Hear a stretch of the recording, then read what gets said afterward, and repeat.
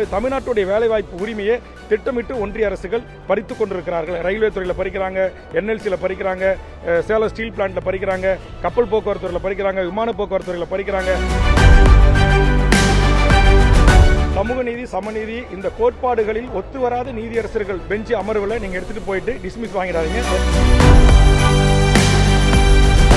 ஒன்றிய அரசு நடத்துகிற நீட் தேர்வுகளிலே நம்முடைய தமிழ்நாட்டில் மட்டும்தான் நம்முடைய மாணவர்களுடைய மூக்குத்தி கட்டுறது, தாலியை கட்டுறது, தோடை கடிக்கிறது, கொலுசை உடைக்கிறது, உள்ளாடைகள் அவிக்கிற வேலைகள்லாம் நடக்குது. இதெல்லாம்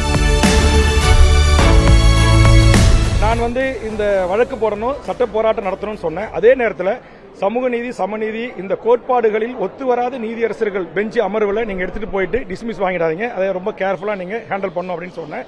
அதே மாதிரி இன்றைக்கு மோடி அரசு பதவியேற்ற பிறகு தமிழ்நாட்டில் எல்லா பல்கலைக்கழகங்களுக்கும் இதுபோன்று நீட் உள்பட கியூட் உள்பட பல தமிழர்களை நுழையாத வண்ணம் தடுக்கின்ற நுழையா தேர்வுகளை நடத்துகிறார்கள்.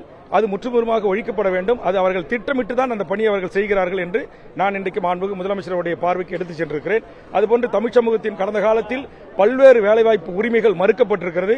எப்படி வட இந்தியர்களை உள்ளே அனுமதிப்புக்கு போலியான தேர்வுகளை நடத்தினார்கள், போலி சென்டர்களை நடத்தினார்கள், அதுபோன்று போலியான கோச்சிங் சென்டர்களை நடத்தி அப்புறம் இந்த ஒன்றிய அரசு நடத்துகிற நீட் தேர்வுகளிலே நம்முடைய தமிழ்நாட்டில் மட்டும்தான் நம்முடைய மாணவர்களுடைய மூக்குத்தி கட்டுறது, தாலியை கட்டுறது, தோடை கடிக்கிறது, கொலுசை உடைக்கிறது, உள்ளாடைகள் அவிக்கிற வேலைகள்லாம் நடக்குது. இதெல்லாம் கூடாது என்கிற கருத்தை நான் பதிவு செய்திருக்கிறேன்.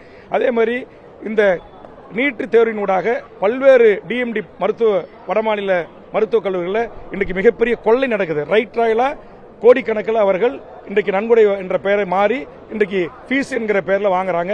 இதுமாரி நிறைய தவறுகள் நடக்குன்னு சொல்லியிருக்காங்க. அதே மாதிரி தமிழ்நாட்டுடைய வேலைவாய்ப்பு உரிமையை திட்டமிட்டு ஒன்றிய அரசுகள் பறித்துக் கொண்டிருக்கிறார்கள். ரயில்வே துறையில் பறிக்கிறாங்க, என்எல்சியில் பறிக்கிறாங்க, சேலம் ஸ்டீல் பிளான்ட்ல பறிக்கிறாங்க, கப்பல் போக்குவரத்து துறையில் பறிக்கிறாங்க, விமான போக்குவரத்து துறையில் பறிக்கிறாங்க. ஒன்றிய அரசுடைய அனைத்து துறைகள் இங்க இருக்கிற ஆயக்கர் பவன்ல 1200 பதிவு 1200 வடக்கிழங்கை போட்டுக்கிறாங்க. இதுல எல்லாம் முறைகேடு நடக்கிறது. தற்போது யூபிஎஸ்ல ஒரு காலத்தில் தமிழ்நாட்டை சேர்ந்தவர்கள் 150 பேர் தேர்ச்சி பெற்று வந்தாங்க.